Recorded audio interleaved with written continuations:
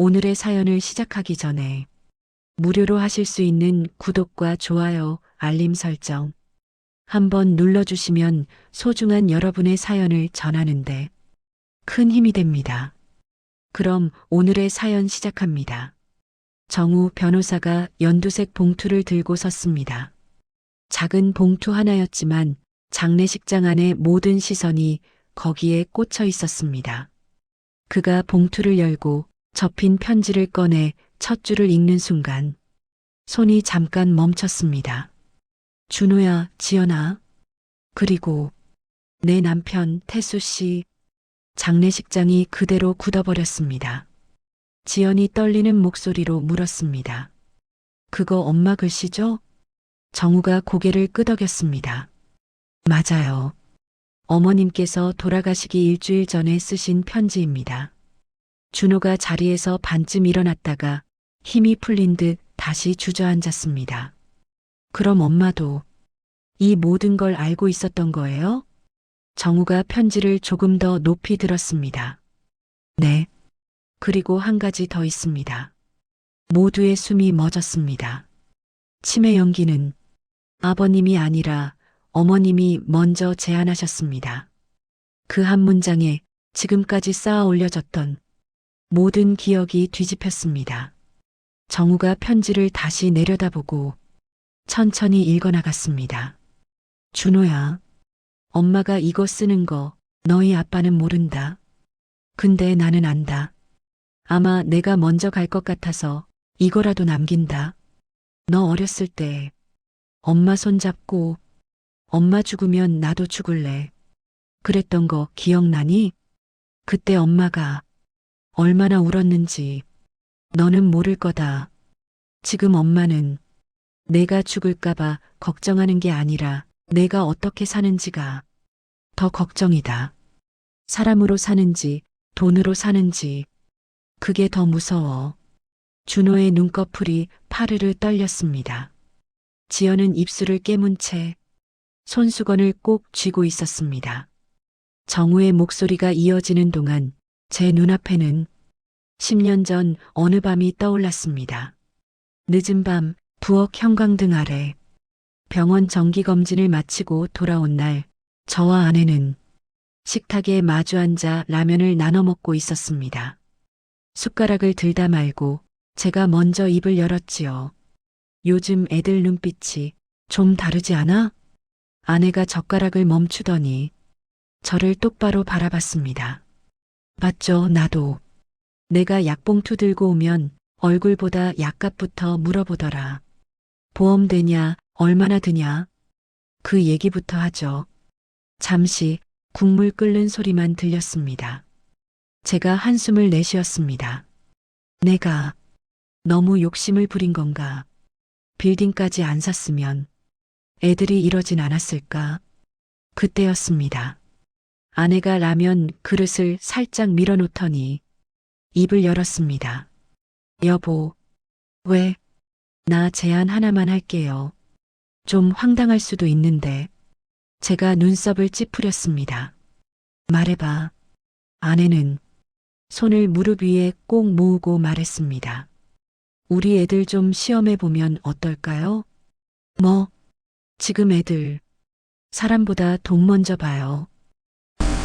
이대로 가면 당신 떠난 뒤에 유산 싸움 나는 거 나 먼저 죽어도 눈에 선해요. 제가 고개를 저었습니다. 애들한테 그런 시험을 한다고? 우리가 그런 부모야? 아내가 울컥한 눈으로 저를 봤습니다. 그래서 묻는 거예요. 지금 눈 감고 죽는 게 더 나아요?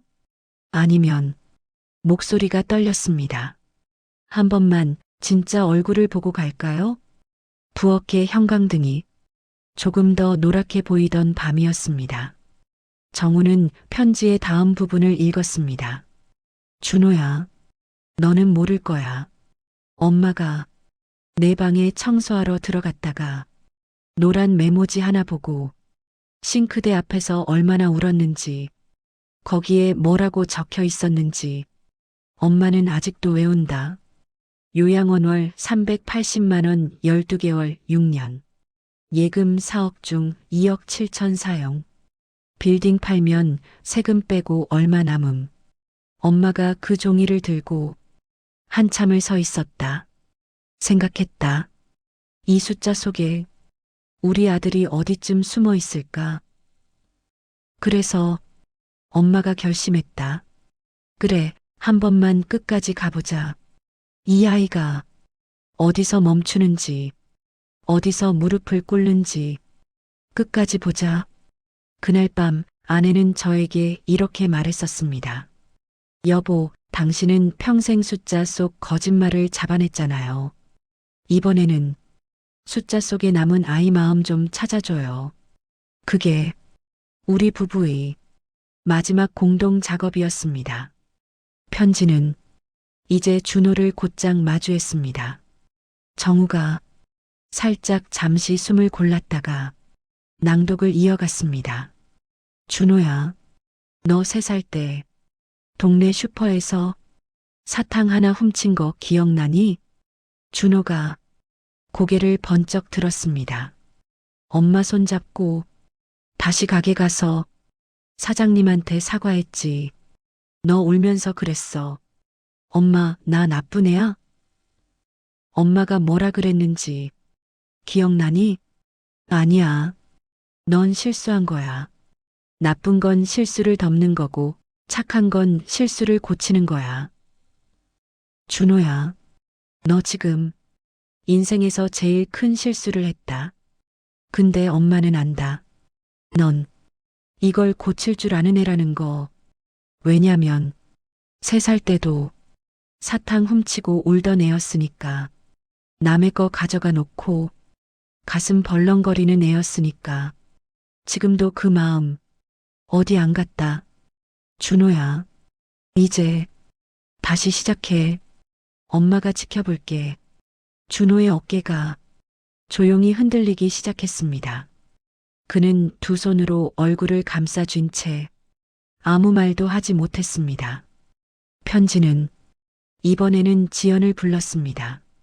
지연아, 너 초등학교 5학년 때 기억나니? 오빠가 내 용돈 뺏어갔을 때 지연의 눈이 커졌습니다. 엄마는 다 봤다. 복도 끝에서 너는 말 한마디 안 하고 그냥 내줬다. 그날 밤 엄마가 내 방 들어갔을 때 너 이불 뒤집어 쓰고 조용히 울고 있었지. 왜 말 안 했어? 엄마가 물었을 때 내가 그랬다. 엄마, 나는 괜찮아. 오빠가 더 필요한 거면 주는 거야. 지연아, 너 그때부터 내 몫을 계속 내줬다. 오빠한테도 아빠한테도 이 집안 모두에게도.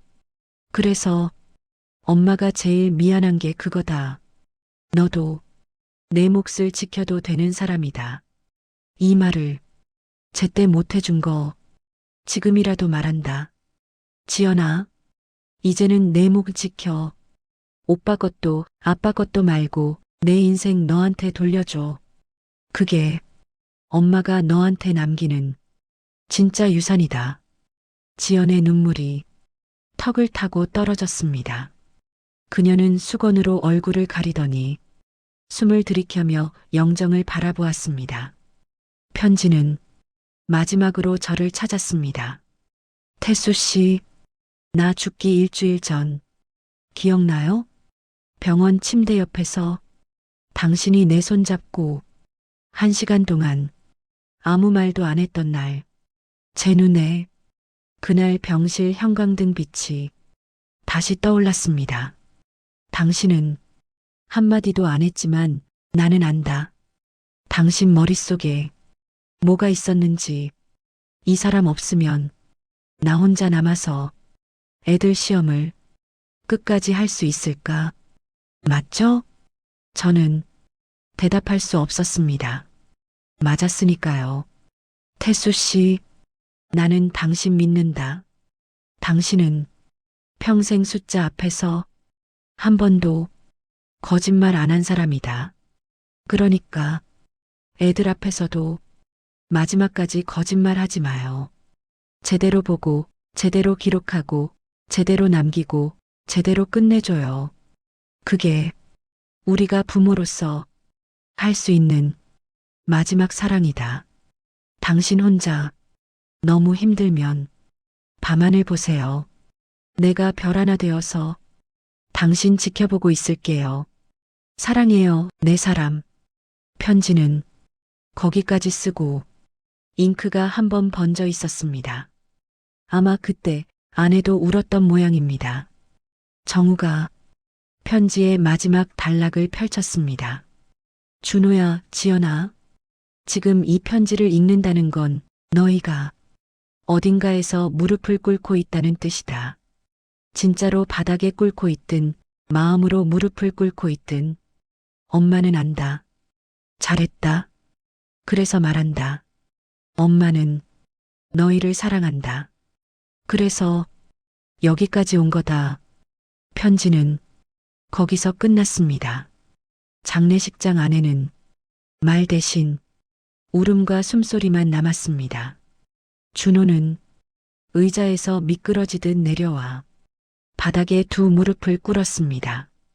지연은 영정 앞으로 나아가 사진 속 제 얼굴을 껴안다시피 얼굴을 묻었습니다. 김 여사는 그 둘을 향해 한 걸음 다가섰다가 말없이 어깨를 감싸 안았습니다.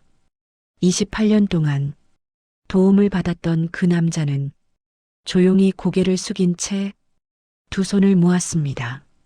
정우는 손에 들고 있던 편지를 다시 봉투에 넣어 재단 위에 살며시 올려두었습니다. 잠시 후 정우가 서류 더미 사이에서 노란 장부를 꺼냈습니다. 이거 어머님께서도 보셨을 겁니다.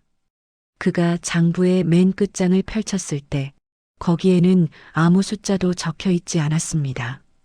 대신 페이지 위쪽에 아내의 필체가 또렷하게 남아 있었습니다. 준호의 새로운 인생 1페이지. 다음 장에는 또 다른 글자가 적혀 있었습니다. 지연의 새로운 인생 1페이지. 정우가 장부를 준호 앞에 밀어놓았습니다. 어머님께서 이렇게 적어두셨어요. 이 장부는 애들이 직접 채우게 해주세요. 준호의 손이 장부 위에서 멈춰 섰습니다. 잠시 후 그가 펜을 집어들었습니다. 빈 페이지 첫 줄에 천천히 글씨가 적혀 내려갔습니다. 2024년 11월 27일. 나는 오늘 아버지 장례식장에서 처음으로 무릎을 꿇었다. 그 옆에서 지연도 자기 페이지를 펼쳤습니다. 2024년 11월 27일. 나는 오늘 처음으로 내 몫을 지키기로 결심했다. 카메라는 둘의 손과 막 적히기 시작한 글자들을 하나의 장면처럼 묶어두었습니다.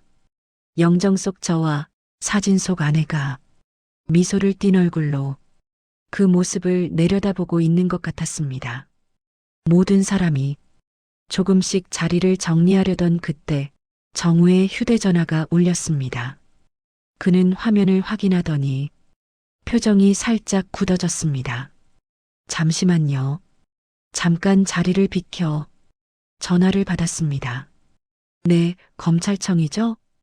예, 박준호 씨 건입니다. 준호의 손이 멈췄습니다. 얼마 지나지 않아 정우가 전화를 끊고 준호와 지연을 바라보며 돌아왔습니다. 준호 씨, 네. 내일 오전 10시까지 검찰청에 출석하셔야 합니다. 준호는 고개를 끄덕였습니다. 각오하고 있었습니다. 정우가 말을 이었습니다. 그런데 이상한 게 하나 있습니다. 지연이 고개를 들었습니다. 뭔데요? 아버님께서 검찰에 제출하신 서류들 중에 마지막 한 장이 빠져 있다고 합니다. 준호의 얼굴이 굳었습니다. 마지막 한 장이요? 네. 그 한 장에 따라 준호 씨 형량이 완전히 달라질 수도 있다고 합니다. 지연이 장부를 내려다봤습니다. 그럼 그 서류가 어디에 있다는 거예요? 정우가 노란 장부를 다시 펼쳤습니다. 마지막 페이지, 모서리 한쪽에 아버지, 그러니까 제 필체가 아주 작게 적혀 있었습니다. 오늘의 사연 어떠셨나요? 구독자분들의 생각을 댓글로 편하게 나눠주세요. 이 아름답고 따뜻한 사연이 널리 알려질 수 있도록 공유해 주신다면 여러분의 일상에도 기분 좋은 일이 생길 거예요. 지금까지 시청해 주셔서 감사합니다.